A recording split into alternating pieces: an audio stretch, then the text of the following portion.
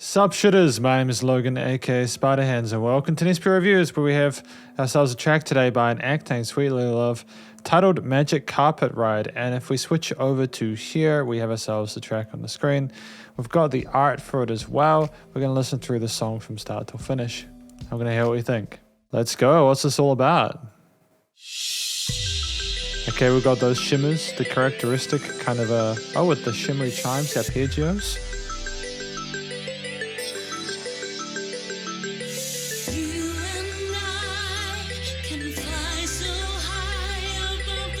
Definitely not sleeping on those vocals. I mean, this is a shorter form track that I'm used to from Sweet Little Love.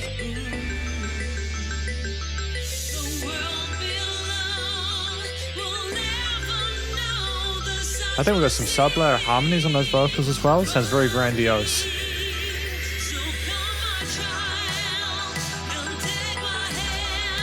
Is this drum bass? That'd be kind of dope if it was.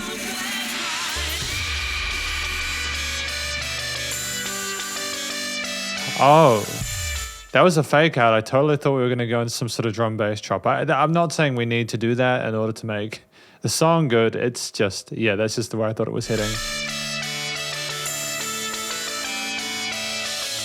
Lovely distortion on that lead motif there. Kind of interesting to have a double build. Kind of a fake out there before this. Messes with expectations a little bit.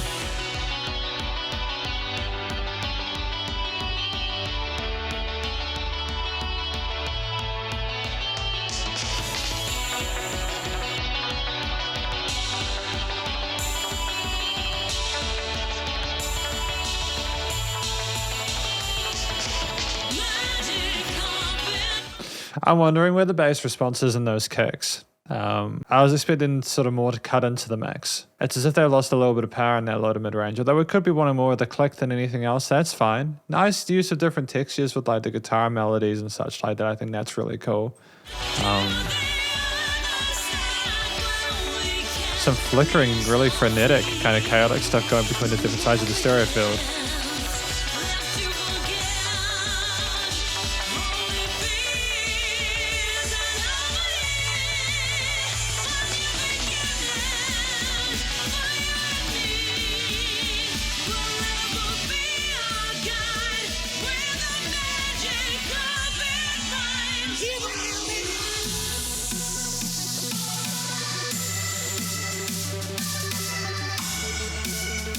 It's interesting because we almost didn't want to commit to a drop. It's like we're going dun dun dun dun dun dun dun dun, dun and then boom dun dun. We go back to like a pseudo kind of secondary build thing, and we do. I don't know if we're quite resolving whether that happens in the last part, whether we keep getting like repeatedly kind of like, you know, teased as a listener by that. It's kind of fun because it's different than a lot of the stuff I hear. It's not as predictable.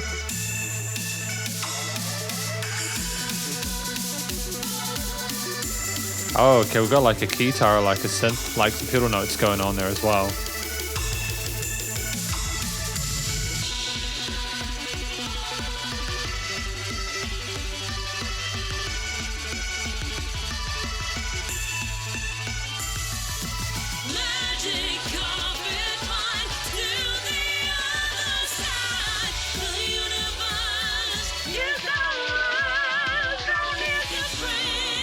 I'm liking Natalia Nekare's vocals in this one. I think that she has definitely really sort of found herself within this track. The vocal technique is solid. I like those vibratos as well as how she harmonizes with herself. Bit of vocal fry and crackle in that performance there, really expressing herself nicely and very, very proudly.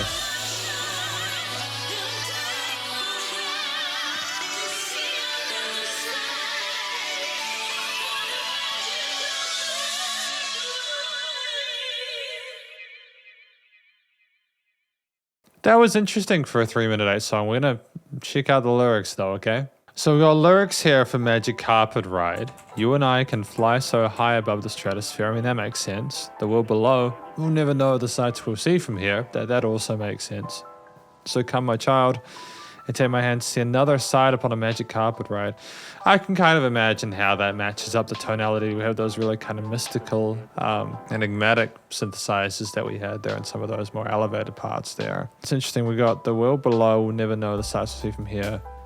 Magic carpet ride to the other side, where we can live so free. Left to forget only peace and only peace and harmony. That's the only thing we're gonna have. So this sounds like a really dope magic carpet ride, if I'm gonna be honest with you. Hear the music, allowing the music to take you away from where you are. I think that's a cool thing to talk about. The universe is ours. No need to bring a single thing. We'll live among the stars. Okay, so this is literally leaving everything behind for what we believe in. That's great. For that really special moment. Because this is the conclusion of my review of Magic Carpet Ride by Sweet Lily Love. What do we think the track is about? We've already spoken what that's about. I think it's about going on the magic carpet, flying off through the magic lands, looking at things down below, kind of not leaving all our troubles behind, just having fun. Going on an adventure, love and happiness and prosperity and no regrets, just having a great time. And I think that escapism is beautiful. I think that, what we're going on with the vocals from Natalia here as well is wonderful. She does suit this song and it sounds like she's really passionate about what she's singing about.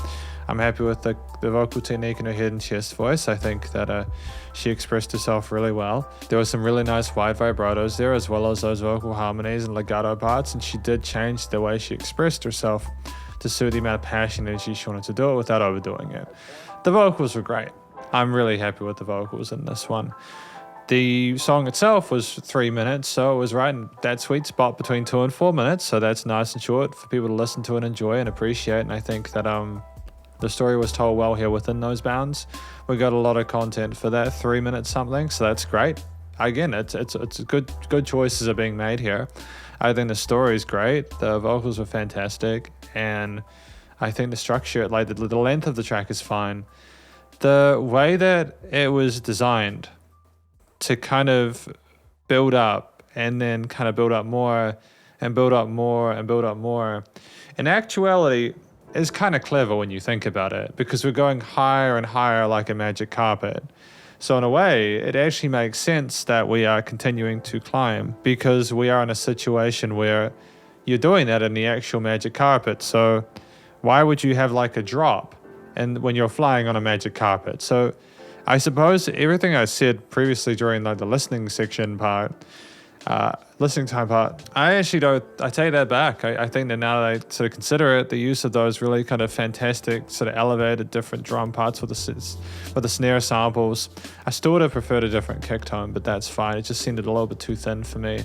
There was a bit of room in that low end for some more bass resonance there, as far as in my opinion. There wasn't a lot of bass in there that I could hear.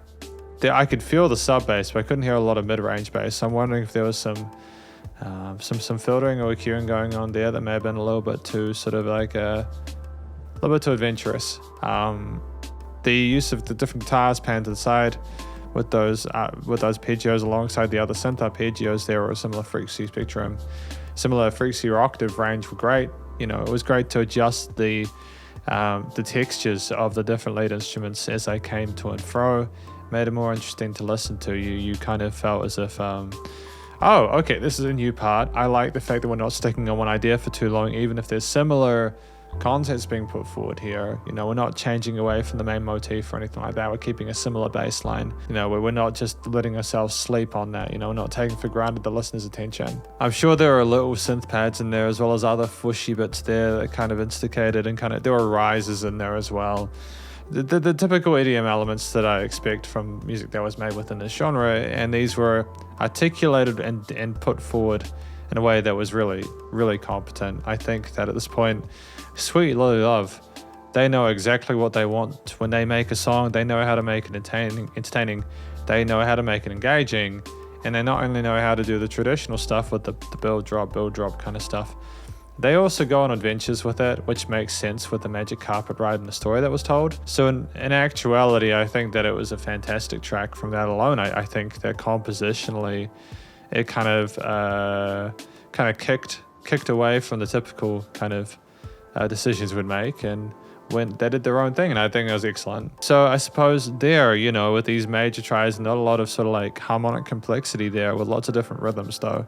I mean, there was a lot of variety in actual performance. I don't think there was a note out of place, and there was a wonderful chemistry between what the vocals were doing, this you know, the story and the accompaniment, the backing.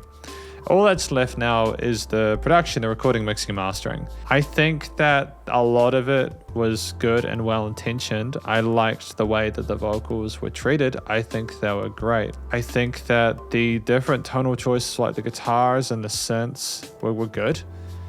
Again, I've spoken about how I think there should have been a little bit of a more low end in those kicks, but if we want a clicky kick, that's fine. They still cut through the mix. There was that side chaining there. It was fine. And again, I know that Sweet Lily Love knows how to do that because I've listened to a lot of her previous material. I reviewed it. I do enjoy my time with Sweet Lily Love's stuff. I think that with this track, aside from that, the only thing I can really think of is that we had the situation where it just seemed a little bit too compressed. Whether that was an individual decision with each of the parts of each of the channels, so like a mix sort of part decision, or, you know, whether it was an overall like limiting or compression, master compression bus compressor in the mastering stages, I don't know. But it just did not seem as if there was a lot of headroom in this track. And that was the only real thing for me. Is I think for next time, you know, the only thing I'd recommend is really just allowing a bit more headroom for those quieter parts and those louder parts. Maybe even if you need to automate the volume on the master chain, automate the limiting or something like that, just so that you can adapt, maybe bring it up in the really intense parts by 1-2 dB and bring it back down. It's just there were some elements there, especially even the vocals were fighting a little bit with how tight that dynamic range was. And I don't think it was a detriment. I think for a really intense sort of experience, it makes a lot of sense there dynamically from a post-production perspective, but personally I just kind of enjoy a little bit more dynamic range to the stuff that I'm listening to. And because it was definitely loud. It was definitely loud. And I do think that this was EQ'd reasonably well, aside from a lack of bass. And I would hear the bass through these headphones, maybe. And again, like, to be fair, it's a lot worse to have too much bass, because then what will happen, of course, is that it will be prematurely loud. You have all this sort of sub bass and bass resonance there, adding extra energy, and you won't get a loud master even with or without dynamic range, because the bass and the sub bass will be pushing your compressors earlier on in the chain. So that's a worse situation. This is the better of the two. We can fix this. And it may just be a sample decision, but anyways, we could also just stylistically prefer this. So that's absolutely fine. All in all, you know, it's compositionally, you know, vocal wise, I was really happy with that. You know, and the story wise, all of this makes sense together. There's a nice sort of sense of synergy between the various elements. Apart from the one or two sort of bits I've kind of like about, everything else is great. And this is my review of Sweet Lily Love's Magic Carpet Ride. Hopefully you enjoyed it. If you did, please do go show Sweet Lily Love some love via their various social medias. And I think they've got they're all on digital stream platforms and all that. And stay cool, stay safe, and please remember to support your local musicians and artists at this point in time, as they need the help more than ever with all the crazy stuff going on in the world. And I will catch you in the next review. Spiderhands out.